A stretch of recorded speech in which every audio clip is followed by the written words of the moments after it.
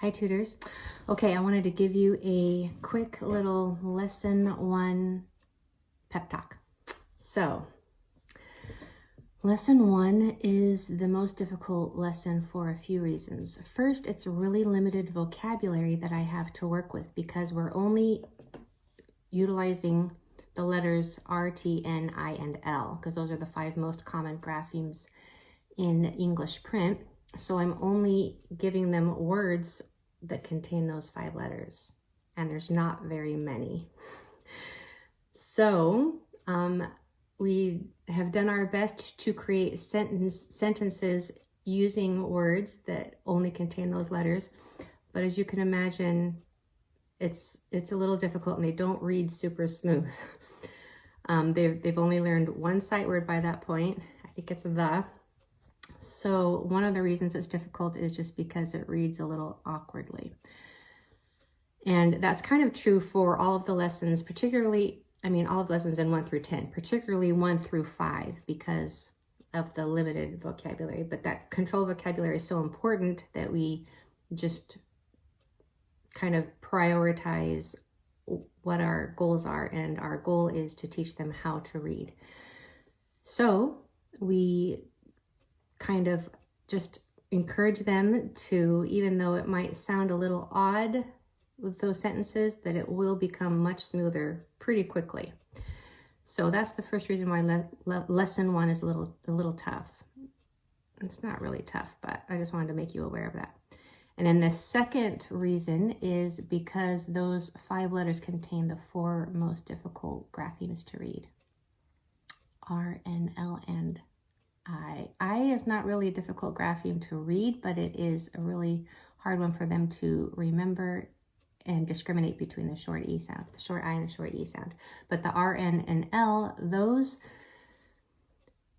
you'll see when you start teaching words, especially with those 3 in the same lesson, that it's those sounds, especially if they are the second one in or the second one away from the end, or the second or third in any blend in the word, they will be a little difficult to grasp when the reader is looking at it, and they will sneak in without the reader realizing it. And I see this every day in my students, just the way that your mouth was in, the shape that your mouth was in when it articulated the letter before it. Sometimes an ul just wants to come on out and they don't even hear it. And sometimes I would just say, there's no N in that word, or there's no L, and then they'll say the same thing again, and they have to really slow down to even hear that they are making that ul or n sound. And then they hear it, they're aware of it, and then they can fix it. And that's part of the give a goal part of the McMurtry method. So in lesson 1, all 3 of those graphemes are in the lesson, and so the words might seem to some of the students to be a little bit of a tongue twister, but that's good because I want them retraining how they read and how they approach a word. I want them to not just look at the first couple letters and then kind of guess what that word is. I want them to really figure it out by each and every single grapheme in the word. So lesson 1 is important because it will help them to do that. They will encounter words like lilt. Lilt will probably be difficult because of that 3rd letter, the L in that 3rd spot. But encourage them to pencil read very carefully and be patient with them as they try this. I think it's in lesson 2 maybe, they will be getting the word stilts. That L is also difficult in that word. And then pretty quickly here, they will be getting words that end with STS. And that's where it's really important to blend all the way to the very last letter, that last S. I can't remember right now what those words are, but it would sound something like requests.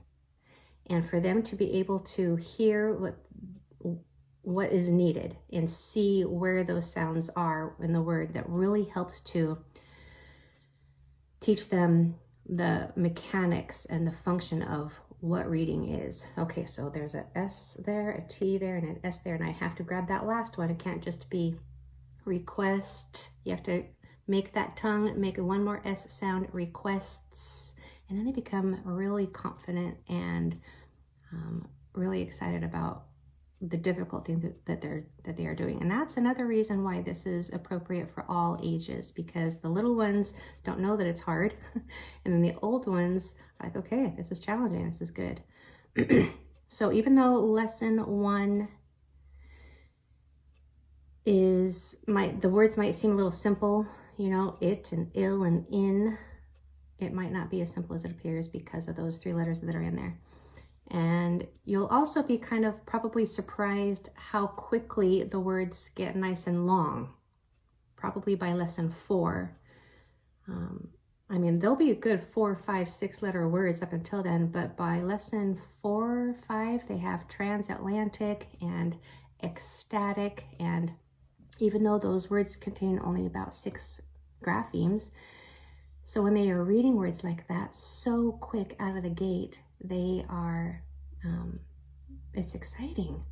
I'm going to post some of the testimonials that I'm getting from parents so that you can see the change in the kids and how quickly it happens. So let's see if there's anything else I wanted to mention. I don't think so. Okay, so that was your lesson 1 pep talk. Oh, okay, just one more thing. So thank you for being a beta tutor, but I'm really hoping that it will be a reciprocal arrangement, so that when you get your lessons for free, I'm hoping that you will give me your feedback. So hopefully if I have 130 beta tutors, I will be getting 130 comments or messages on what they feel is working well or what they have a question about or a concern about. Okay, so I think that's all. So I will have those lessons for you in the morning, and I look forward